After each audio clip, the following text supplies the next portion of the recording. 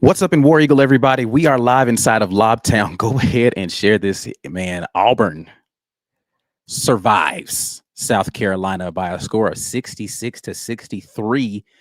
A lot to talk about in this game. Of course, we have to say, golly, man, for the second time in this season, Janai Broome has gone down with an injury in the middle of the game, and how long he's going to be out is a huge question for this Auburn basketball team. It didn't look good, but listen, I'm hoping it's just like a strain or something like that. But he immediately pointed to his ankle when he went down, and he knew it wasn't good. So we will see what happened. But Auburn finds a way to win in this game. In a game, if we're being honest, where they came out. Listen, let me just say, y'all got to watch my preview videos. Avoiding the sluggish start was going to be a big thing for this Auburn team. The first half, they were just being beat to the punch. And South Carolina was bringing physicality early, and it was being met by Auburn, but Auburn was the one getting called for the fouls on the stuff, right? So you have a situation where it feels like there's a little imbalance in who can be physical at points in time in the game. But second half, Auburn outscored South Carolina 32-23, largely because Auburn's defense tightened up and they found ways to get stops and big plays from the freshman Tahaad Pettiford in that game between making shots, free throws, and assisting on buckets. Big game from him. But Auburn finds a way to win it, man. And I definitely want to get your reactions here. Appreciate everybody for jumping in. Ben Bloodworth, I'll get it started with you, says War Eagle beat the refs. Listen, I didn't even bother keeping track in this one of, the calls. It was apparent early this was going to be a push people around game. I just hate that, again, when guys like Dylan Cardwell and Janai Broome and Chaney Johnson push back, then they get called for fouls for it. But an excellent game, I think. Despite the fouls, Chaney Johnson, I think, redeemed himself from the last game. He ends up with just 9 points on 4-7 shooting, but he made one of the three-pointers that he had. Excellent game by Miles Kelly, 14. I didn't like the last three-pointer shot that he took, but every other one he got good looks, and he was knocking down 5 of 10 shooting for 14 points. Tahaad Pettiford was with a team high 15 points on 4 of 9 shooting. Big buckets from him, 5 of 6 from the free throw line. The free throws almost cost Auburn in this game, but listen, JJ Brand says, my heart, yes, indeed. There is a lot of heartburn going around the Auburn fan base right now. Let's see. Lisa Wise, the black referee should go to USC coach and say, I did everything I could do. The refs in this game were just, it was an adventure. It was an adventure. Some of the times where they were making calls, I was just like, I'm not really even sure why. Chaney Johnson literally got a foul call on him jumping up for a rebound with a dude coming over the top of his head, and they called a foul on Chaney on that. I was like, what do you expect? It's not like he can see behind him to say, oh, well, let me not jump and put my hands up to rebound the ball. Like, I was so confused by some of the stuff that was happening in this game. But whatever. Joining me in here, looks like I got a cohort that wants to jump in. Dylan Lark. Internet looks like it's a little shaky for you, Dylan. But yeah, I'm trying to get it to work here. So if you want to hop out, I can hop back. Is it better now? Yeah, no, it's still a little. Go back in and come back in. We'll see if we can get that tuned up here. Philip Colbin, I'll get to the comments a little bit more. It looked like he said it's broke when he pointed at the ankle from the replay. I hope it isn't that bad, just a sprain. Yeah, he knew it was bad the very minute he went down. He grabbed at it and he was pointing at it like, hey, man, tell somebody to come get me. Lawrence Robinson says what everybody needs to realize, games like this are going to happen on the road. A team that's looking to knock off a top 2 opponent, you're going to have the lazy start early in the day. It's a team that does what they were supposed to do, which is get to the free throw line a bunch. I mean, if we're looking at free throws in this game, Auburn actually shot 12-16. So it wasn't a huge disparity. Total fouls in this game, 15-15, not a huge disparity, but this is what South Carolina does is they get bigs in foul trouble. And this is what I said early in this game. Look out for Dylan Cardwell getting in foul trouble. And I said it's during my preview. I got to watch it. Looks like Dylan, he's working on it. The internet still looks a little choppy there. Dylan, if you could do me a favor, just motion and stuff, and it'll tell me kind of what your internet looks like off screen there. Games like this absolutely are going to happen. Alphaholic says, was Tahaad a factor? Seems like he plays better in close games. Yes, he was a factor. Was that you? Did you not watch the game, or were you? Is that a genuine thing of saying you don't know if he was a factor? Tahaad absolutely was a factor. The high point man on the team. He ends also with 2 assists to only 1 turnover. That's not a great turnover ratio, but still, he had big shots and big moments, and the big assist to Dylan Cardwell to put Auburn up with the dunk there. So really great game by Tahaad Pettiford, particularly late. Let's see. RX Eagle says twisted ankle on top of Chaney's foot. Yes, for those of you who do not know what happened to Janai Broome, he landed on Chaney Johnson's foot and his ankle turned. Question is whether or not it's just a sprain, a strain, or if something more dubious has happened there. We don't know, so we'll leave the speculation where it is, and hopefully it will be a just a couple of games or something like that. I don't know. Madison AU chief says, let me find my Pepsi. What a win. Absolutely one of those games where while we're in the neighborhood, make sure that you guys go over to our sponsor, which is Rogue Shop, and use code rapport to get in for 15% off of America's #1 online dispensary. That is the Rogue Shop. All right. Now joining me live, Dylan Lark. Looks like we got the internet sorted out here. Dylan, give me all the emotions, man. We don't even need analytics. We know what the analytics say. Give me all the emotion that you have. Oh man, that was a stress fest of emotions, but I think you learned a lot from this team just from this game alone. I heard someone say they think Janai broke his ankle, but I'm hoping and praying that's not true because that'll be a tough look. I don't know that it's broken for sure, but it was a significant turn. Like it went sideways. So the good thing is it didn't look like it stayed sideways. So I don't know. Yeah, but they made sure that I went to the gym earlier, and I don't think I sweat as much as I did at the gym that I did watching the last 2 or 3 minutes of that game. Yeah. But the resiliency that I saw from just young guys. I mean, Jakai was out there. Jaheim had to play more than usual, or probably will have to if the Janai Broome injury is worse than we're hoping it is. And, of course, Tahaad Pettiford, I mean, making those 2 free throws late and putting Auburn up 3. I don't think I've ever seen a freshman in there with no nerves whatsoever. Yeah, composed. In the biggest moment of the game. So, yeah, it's stressful game, but I think you learn a lot about what this team was out without Janai tonight or today. Yeah, I mean, listen, without Janai Broome, they were behind when he went out of the game and still close to win this game. That shows you just kind of the composition of this team. But you're right. You're going to have to get some big minutes from guys like Jaheim Hudson if Janai Broome is going to be out. And this is why you brought him in, to be a guy that can come in and give you minutes. And hopefully he'll be able to supplement something that Janai Broome was giving you. But listen, let's be clear. You don't lose the best player in the country. You are no longer as formidable a team. And you've got some tough games coming up on the schedule.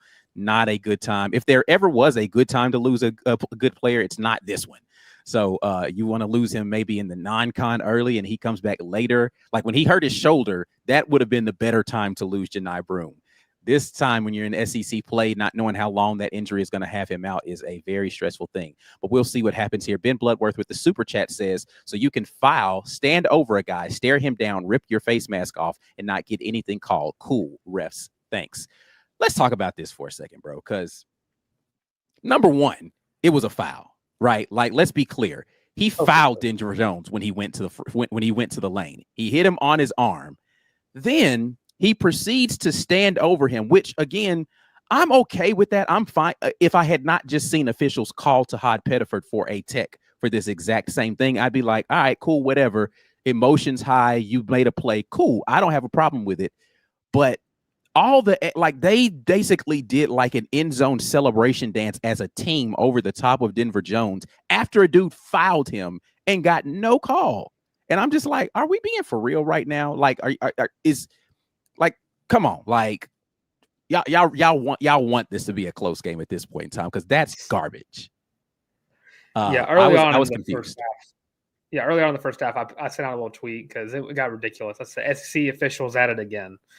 If you're gonna call the game balance, I mean, I think there were a lot of whistles getting called in the first half, and that happens a lot. But I mean, at some point, this game is as close as it is, you got to let them play. And if you're going to call some people off for taunting or what, I don't know what I'm trying to remember the college basketball version of taunting is. But when you're standing over a player for taunting, essentially. Yeah. Whenever you're going to call one team for that, you got to call the other team for that too. And you can't have someone stand over another player. It don't make any sense. It was ridiculous. And I mean, listen, Auburn got away with some stuff, right? So it wasn't like Auburn didn't get the advantage of some whistles, but golly, man, it just seemed like every crucial whistle did not go Auburn's way in this one. Another super chat here from JJ Brand said, Bruce just said in the post interview that it's a significant sprain and they will get an MRI to make sure nothing else. That is good news so far for Janai, that it does not appear to be anything broken, but hopefully they'll get an MRI and there's no tears or anything like that. So that's good news coming out of the post game press conference. Janai Broome, again, if you want to be a championship team, you can't be without your best player. I'm sorry. Like, this is not a team. I don't know that this team is the best team in the country without the best player in the country. They're a really good team. I don't know they're the best team in the country. So we'll see. Mercy jumps in with a super chat and says, this team is giving me stress levels equal to the football team. No, the football team wouldn't have won this game. Let's be clear. The football team would have lost this game, and it wouldn't have been close down the stretch. They would have come out of the half, and they would have thrown another interception to widen the gap, and they'd have lost this by 2 scores. If your stress levels are equivalent, then you're not stressing enough about football, or you have been numb to the fact that football's been so bad that you expect it to happen. But it is not the same. It is not the same. There are two kinds of stress levels. There's the anxiety stress and there's the anger stress. Right. Basketball was on the anxiety side today. Football has always been on the angry side of stress. Not the same in the slightest. That's fair. Maybe it's the same level of stress, but it's a different kind of stress. It's in a different category of stress. Yeah. Same y-axis, not the same x-axis. Jamal Pye says, Hudson a senior and just big for no reason. Man, let me get that height. Listen, man, don't sleep on Turtle. Turtle got some game to him, man. Now, again, he's not going to be Janai Broome, but he definitely can battle down low and he can get you some stuff off of the bench. But they're going to have, like, playing against teams. The big thing for me in this game in particular that is boding poorly for Auburn is you've got to play teams like Mississippi State, Florida, Texas A&M, and not Kentucky, Tennessee, who are all very physical, very good offensive rebounding teams. And Auburn, for the last 2 games, has not done very good on the defensive glass. In this game in particular, South Carolina had 15 offensive boards, and to Auburn's 11. Defensive boards tied at 22. So South Carolina wins the rebounding battle 37-33.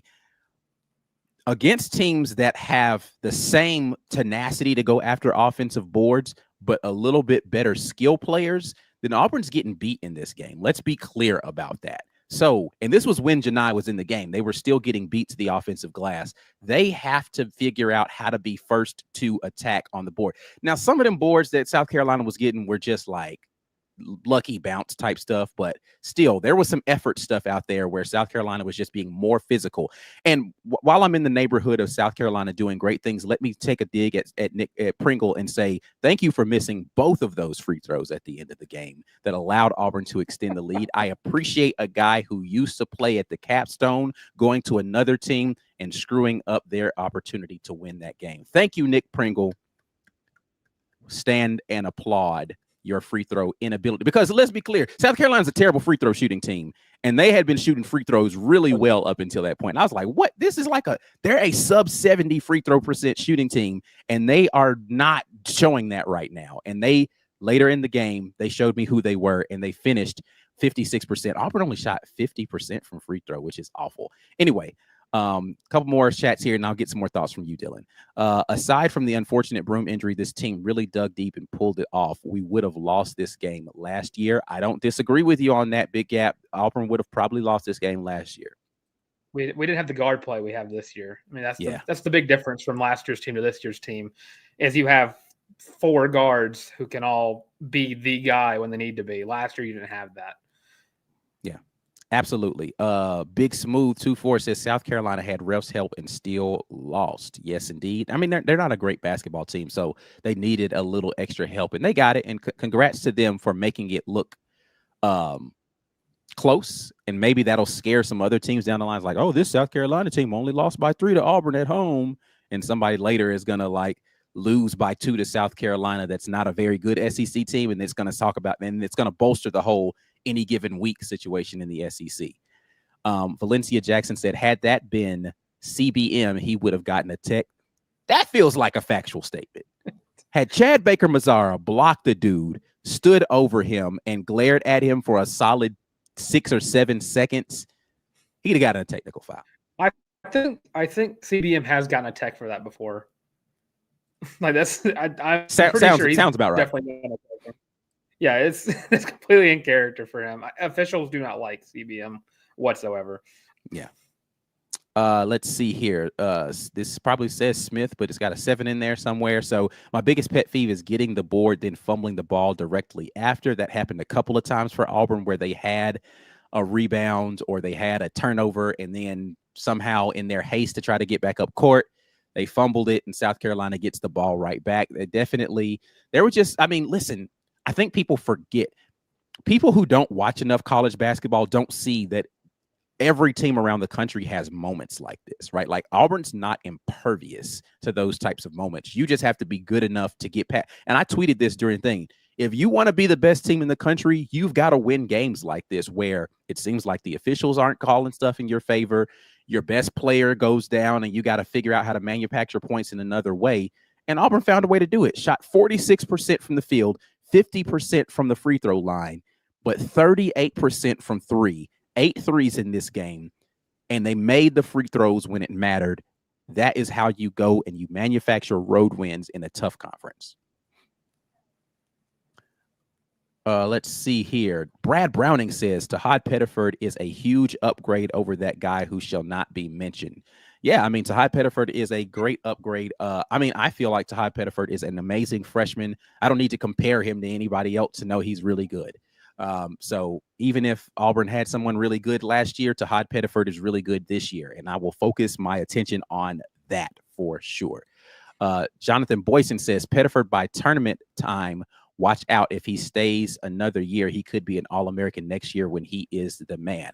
I don't know that Tahaad's done enough to even consider going pro after 1 year, but he definitely is going to be a guy who can play at the next level with the skills that he has. Just a little undersized, and it's hard for short guards to really be one and done unless you got crazy bounce. And he's got good bounce. I don't know he got crazy bounce, but thoughts on Tahaad Pettiford right now? I mean, a freshman guy. We talked about he didn't have any nerves whatsoever when he went to the free throw line, but he can score at any level.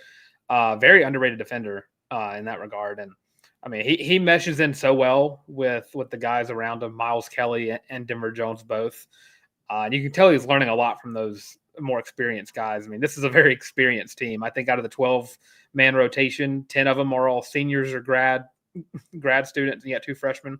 So you're really seeing growth. You just haven't seen the bottom hit of Tahaad yet. He's been playing at such a high level that you're just wondering, when is he going to start looking like a freshman? And that's kind of the scary part of seeing how Auburn kind of relies on him in some deep moments in the game. Yeah, I mean, listen, Bruce Pearl talked about like the trust that he has in Tahaad Pettiford, particularly end of games, because he shoots free throws well, and because he's a tough shot maker, and because he basically can break presses by himself sometimes with his quickness and his ability to dribble around the pressure. He's a guy that you need at end of games that is just not scared of the moment. He's going to take the big shots. I mean, he made the big 3 late. I thought he was going to hit another one, but it rimmed out on him. But I mean, Tahaad is just, he's a guy that's ready for whatever you're going to throw at him, and he embraces all of those moments. Love to see a true freshman live up to the billing with Tahaad Pettiford there. Good point here. Shout out to our fans. According to people who were there in the area, it was basically 50-50. Like South Carolina fans were like, I don't really want to show up for this game. Auburn fans were like, any opportunity I can have to not pay $400 to watch Auburn play, I'm there. So I don't think ticket prices probably were higher than what they normally would be for a South Carolina men's basketball game, but they weren't Neville Arena prices. So shout out to everybody who made the trip, especially if you're dealing with the snow like we are here in Alabama. You know, we can't deal with snow appropriately here. So any amount of snow is a problem for the state of Alabama. So congrats to everybody who made the trip safely. Hopefully you can be safe coming back if you're coming from other areas further south, and way to cheer the team on to victory, because during those Nick Pringle free throws, I heard a lot of noise in that arena. So good on y'all. I hate mic placement in some of these arenas. Every SEC network one is like, it seems as if the crowd noise is louder than the announcers. Well, so against Texas, they had a mic inside of the goal, and like inside the, it felt like it was inside the rim, because every time Texas bricked a shot, that's all you heard. It was just a dung. Yeah. And then this one, all I heard was some South Carolina fan. Every time Bruce Pearl was trying to talk to a ref, all I heard was "sit down, Bruce." That's all I heard the entire game. Yeah. Not even to mention the commentators. The commentators are a whole other problem. I see Ben's other comment right there, and yeah, did you know that 15 years ago, South Carolina upset number 2 Kentucky? I heard a rumor about that once or 15 times. Yes. Yeah, heard that rumor. Listen, man, in the defense of commentators during games, you don't know when people join the game, so that might have been their first time hearing it. But if you're watching the whole game, it's like, bro, you've said this a lot. Like, your sheet for things that you can say during the game must have been very short, and you were prepared to talk about Auburn's dominance. And you're like, oh shoot, I gotta have a South Carolina fact. Here's one. They haven't done this in 15 years. We'll mention that another 30 times. Don Staley was at the game, by the way. Did you guys know that? And Shane Beamer. Yeah. Basically, all of the coaches, because they couldn't get any actual students and fans to show up, they just packed it with coaches and their families there courtside for the game. Ben Bloodworth still waiting for ESPN/YouTube TV to give us a turn off the commentators option. This is what you were talking about. Dudes were drooling for an upset. I mean, listen, man, it is a thing where you kind of want to see it happen because it makes it a little bit more. They were expecting to see a boring game. They're like, oh man, we're going to have to call this game. It's boring. And it was exciting. So they were excited about it. So it is what it is. I don't know that there's ever going to be a situation, unless you're listening to an Auburn broadcast, where you're going to hear commentators that don't annoy you during the broadcast. Like, it's just, that's not a thing. There is a turn off the commentators button, though, under remote control. It's called the mute button, but I don't know if anybody will sit in silence and stress out about what's going on. You could always, if we're doing watch parties here on the War Report, which I think the guys over at Up Tempo had one going on today, you could always mute your TV and listen to the watch parties that we have going on here in the network. Let's see here. Another one here from Martin, who said, yeah, Pettiford one and done unless Auburn has a big bag for him. In the NIL era, I'm not willing to say that guys are one and done who aren't going to be guaranteed first round picks. Like, I just don't know that it makes a lot of sense to go pro if you're not going to be for sure a first rounder, with the way the G League is right now, where second rounders are really getting put on two-way contracts. You might as well raise your draft stock and stay. So I don't know that we're at the day and age right now where just because a guy was a 5-star freshman and they have a good first year that they're automatically going pro, if there is a question about whether or not that person can come and be a first round pick. So also, don't speak that over us. Chill out. Let's see. Don't matter about Sharif going one and done. Right. But Sharif is a good example of that. If Sharif had been here during the NIL era, there's no way Sharif goes pro after 1 year, even with all the hype coming out, and because he was not going to be a high draft pick. He was betting on, I can play my way there. And it just hasn't, and it still hasn't worked out for him. Had NIL been a thing, Sharif Cooper would have played 2, maybe 3 seasons at Auburn. It's just he would have been throwing lobs up to Walker and Jabari. Yep. Virginia Double Dribble says, I'm just happy Shane Beamer didn't cry when BP extended both arms to the side, calling a full timeout. Shane Beamer, of course, having the whole come apart in his bowl game is what that is in reference to. Jonathan Boyson says he needs to stay until he is the man next year, and then I think he will be a first-round pick. Listen, I think it makes a whole lot of sense for him to stay right now.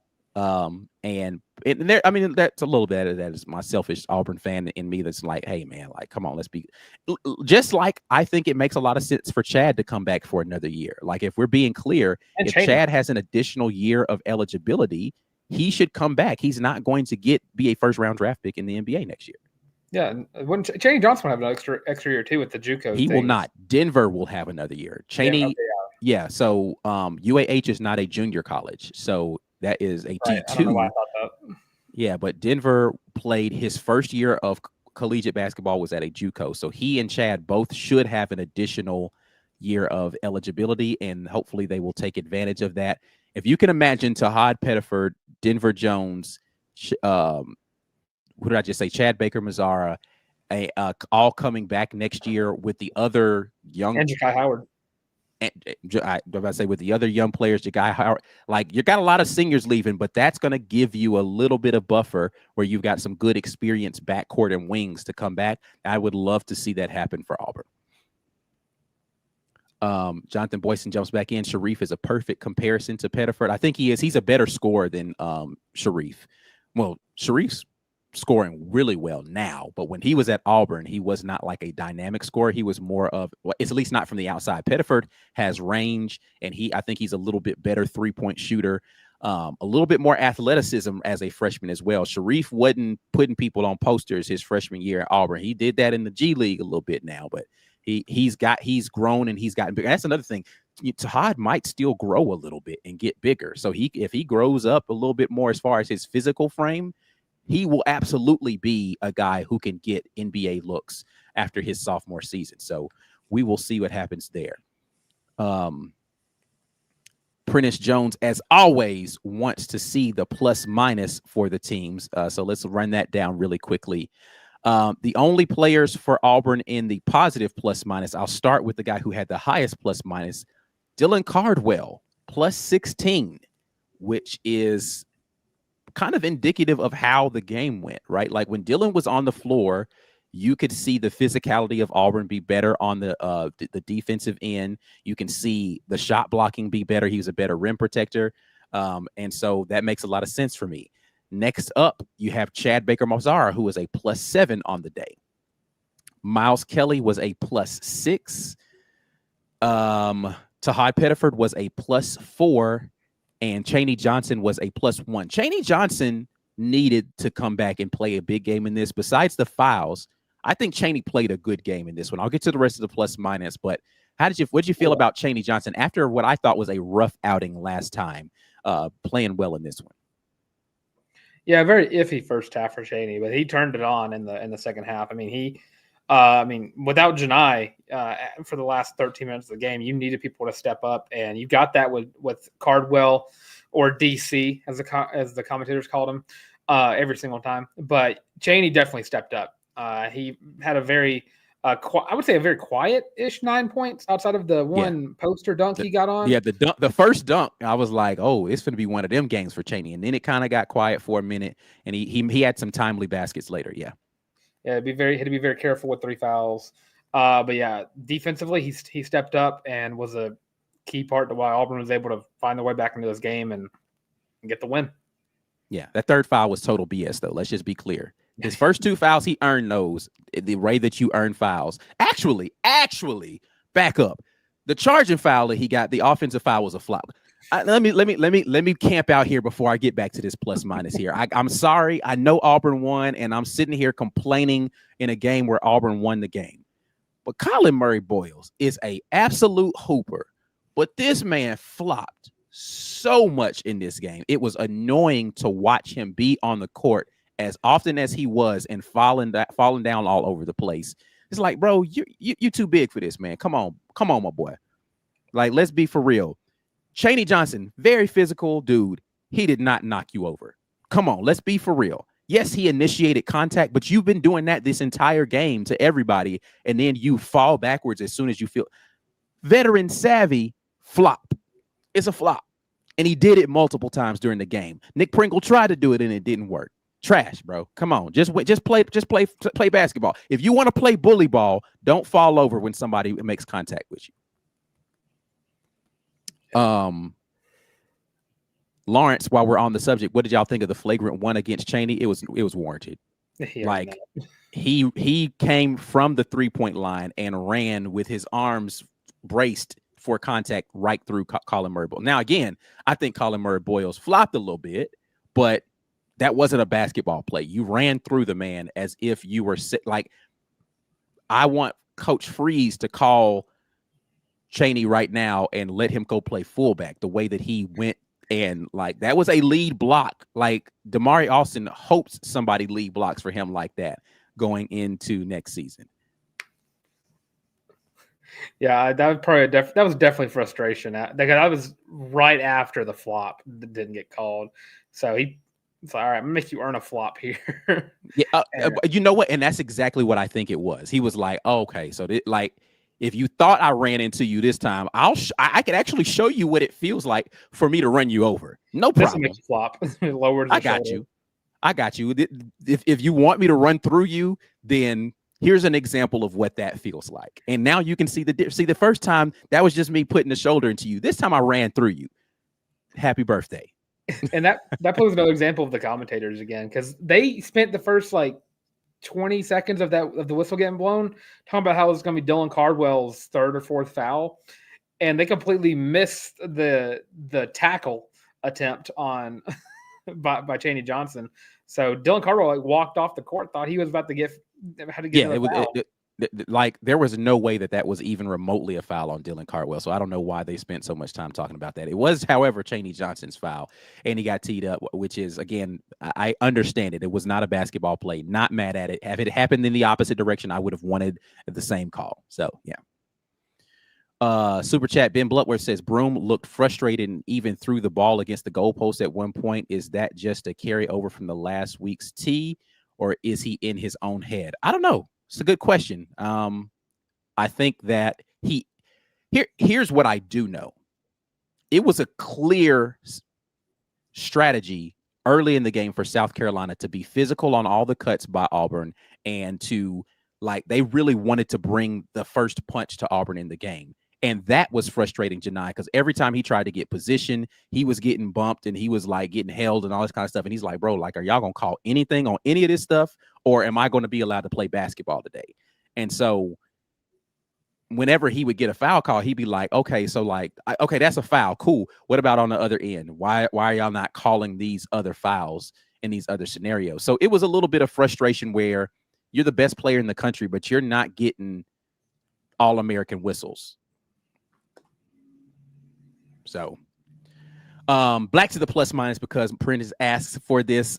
Going the other direction, worst plus minus for the team was Chris Moore at -7. That is not surprising. Next up would be Jaheim Hudson with -5. That is not surprising, because they didn't play a lot of minutes, and most of the minutes they played were while Auburn was behind. So not surprising because of who they are, but just the minutes that they played. They weren't going to have an opportunity to have good minutes out there. They were in the midst of Auburn scramble mode. Ja'Kai Howard with a -4. Again, not necessarily surprising, even though I think Ja'Kai Howard played fairly well in this game. I think he played pretty good defense. He was active a little bit more of trying to get to rebounds and all of that. So I think he had a pretty good game, all things considered. Denver Jones was a -2 on the day. Only 4 points for Denver. Only took 6 shots, but was 2 of 6. And then Janai Broom was a -1 on the day with only 6 points before he went out with that injury. Let's see. That's like the first game all year he's been the minus, right? I don't know what his plus minus would have. I'd have to go back and look at the other game where he hurt his shoulder to see whether or not he would have been. But guaranteed every other game this season, he was a positive plus minus on the season. So the only 2 games he would have had negative, he would have gone out with an injury before the game ended. If that happened in the other one, I'm not sure. Prentice asks, what would you say about the shot selection in this game? Other than the late Miles Kelly 3 that airballed, I didn't think that was a very good shot. I thought the second fadeaway shot from Janai and the other like bricked shot that he had second half weren't very good shots. Trying to think of other shots that people took with that. It's like, oh, what are you doing right there? For the most part, outside of that, I don't think they took bad shots. They were just missing shots that they probably should make, or South Carolina played good defense. What are your thoughts on that, Dylan? Yeah, again, this goes back to like the first half being a different half than what we saw from the second half, even though Auburn didn't really outscore themselves. 3-point, I mean, you shot 8 of 21. CBM didn't have any real great shots from the 3-point line. I think Miles Kelly, he gets on fire, and then he just does a couple of heat checks, and that's kind of where that air ball came in from, because he definitely should have dished that out. But yeah, I mean, it was early in the shot clock, and it wasn't like they hadn't run any offense. He came down, dribbled between his legs a couple of times. Chaney Johnson's down there trying to establish post presence, and then he just chucks up a 3. And it's like, yes, you had the space. I don't know that we needed that shot in that moment. I would have rather him work the clock, get a better shot. Now, again, we're nitpicking a win, right? Let's be clear. We're nitpicking a game in which your best player goes down and they still win, but could have been better execution in that moment from Miles Kelly, in my opinion. I will say it's a lot of the same shots you see from Auburn anyways. It's just Auburn didn't score as much this game, so you tend to notice bad shot selection a lot more. That's a fact. Auburn has these moments where they take a couple of shots where you're like, yo, that's not what we needed right there. Like, come on. Like, the Janai Broome 3 that he took, I don't think was the best shot in that scenario. Now, again, it's an open shot. I just don't know if in that moment that's the shot that you want Janai taking. Now, if he makes it, then, you shut up. You're just like, oh, okay, well, he made it, so stop talking. But, yeah, when you miss it and you're like, that's not a good shot, and you make it, you're like, oh, whew. But if you miss it, you're just like, come on, bro. Like, you could have gotten a better shot than that. Last thing I want to talk about here before we get out of here is, when we've talked about him already, I want to come back to the Tahaad Pettiford conversation. What is Tahaad? What is Bruce Pearl? What is Stephen Pearl? What do they need to do to make sure officials are actually officiating Tahaad Pettiford the right way? Because you cannot convince me. I'm going to go back and I'm going to go watch the play, that Tahaad was not fouled on that last drive he had, where he hung in the air and he tries to make the left-handed flip shot around the defense. He does not get foul calls for some reason. The only foul calls it seems like he ever gets are those 50-50 block charge calls.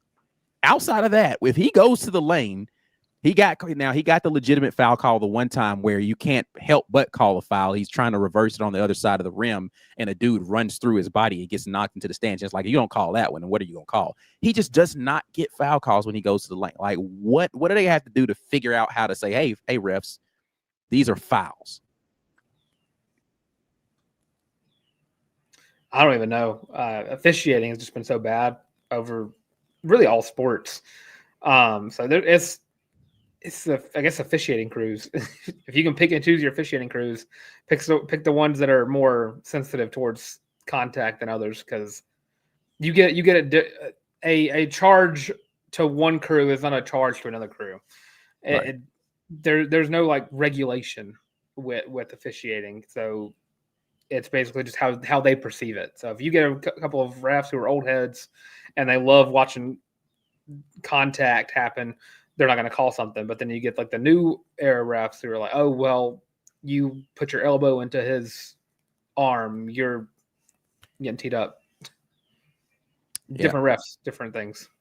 Yeah, and I mean, and that is, you do have to just kind of see how the refs are calling that game and adjust how you're playing.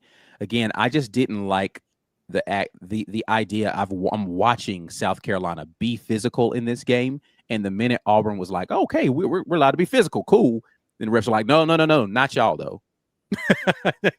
Be physical, not y'all. Like y'all are already better than them. Let them push you around a little bit, guys. It's almost like one of those things where like no disrespect to South Carolina, but like, let's be clear, it's like you're playing your little brother, but your mom and dad are officiating the game, and it's like you block the shots, like, oh no, that's a foul. His ball back. It's like, come on, bro. Like, what are we doing here?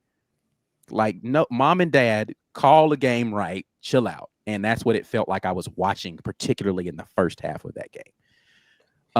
It could be the officials union probably hates Auburn in general, because our fans memorize refs that messed up, so now we hate them forever. I mean, a lot of people know the Final Four refs by names, probably by social security numbers too. But when a ref is known, the Auburn fans do not like them. Yeah. Brad Browning says Miles Kelly is turning into my favorite player on this team. Pretty clutch. Love Miles. Miles Kelly just gives you that element that Auburn hasn't had in the ability to not just make threes, but like be a threat where teams have to say, oh crap, he's coming around off of that pin down. We've got to adjust how we play off of this, or he's going to come off of that. And if he's getting a good look, shooting 40-some% on the season, like there's a good chance he's knocking it down. Today, he was 4 of 8, 50% today on 3-point shots. Like, yeah, that's a guy you have to be able to know where he is at all times. Riley Mobley says, really can't stress enough how important free throws are for this team. Riley, I can't stress how important it is for every team, especially when you're going to be a team that's going to be playing tough games like Auburn is going to down the stretch. You have to be able to make your free throws. You just do. Now, today was not a good free throw shooting game for them. Again, Auburn shot just 50% from the free throw line, 6 of 12. In a game you win by 3 points, like you're lucky that those 6 free throw misses don't come back to bite you. Another one from Brad Browning says, KD never got those calls either. Seems like Wendell didn't get them as well. Wendell actually was really good at getting to the free throw line. Like if you go back and look at his stat lines, he had like, I don't know how many games in a row where he was scoring in double figures, but he would only make like one basket and it'd be like 9 free throws. He'd have one layup that he made or one logo 3 that he made early in the game. And then the rest of his stats or his points in that game came from the free throw line. For some reason, Wendell was getting, now he didn't, he had some famous missed calls that were out there, but Wendell knew how to get to the free throw line if he didn't do nothing else. I feel like KD did it too, because KD was all about just running. Now KD running head first and falling over. KD was kind of hit or miss, right? Like sometimes he'd get the call, sometimes he wouldn't. And I think because he was so like gung-ho about going in there like with reckless abandon, he wouldn't get the calls more than he would. But yeah, Wendell did a good job of getting to the free throw line in his years at Auburn. And he shot like 80-something% from the free throw line. So that's why he was trusted to be in there late game, because it's like, all right, he's going to get to the line. He's going to likely make them. And you need that kind of guy to be able to run your club. Any final thoughts before we get out of here on this game and the future of what Auburn may have coming down the line? All prayers go to Janai Broome. If he needs an ankle transplant, I am open. But yeah, this week is going to be a true test for this team. Next up, you got Mississippi State, who's a really good team, and they got a really good guard in Josh Hubbard. So you're going to look at a lot of the guards are going to be the key here moving on, and you're going to have a heavy reliance on Dylan Cardwell moving forward. Yeah, Dylan's got to figure out how to stay out of foul trouble. Chaney's got to stay out of foul trouble, or you're going to be seeing some heavy turtle minutes in these coming games, or small ball lineups where you've got freaking Chris Moore at the 4 again. And I don't know how many of those you're going to survive against the better teams in this league. But before we get out of here, again, Dylan, let the people know how they can keep up what you got going on over there at the College Loop. Of course, we'll be live tomorrow at 6 p.m. CST, talking all things that's happened over the weekend. Auburn Gymnastics, currently, I don't know if it's over yet, but they had a quad meet today. We're talking about the new commit Auburn got, which I'm sure everyone kind of missed because it was in the last 30 seconds of that basketball game. Talking about that, and of course, talking more about this game and women's basketball as a whole as well. So that'll be tomorrow at 6 p.m. CST on the College Loop. And of course, we'll have episodes on Tuesday and Thursday as well.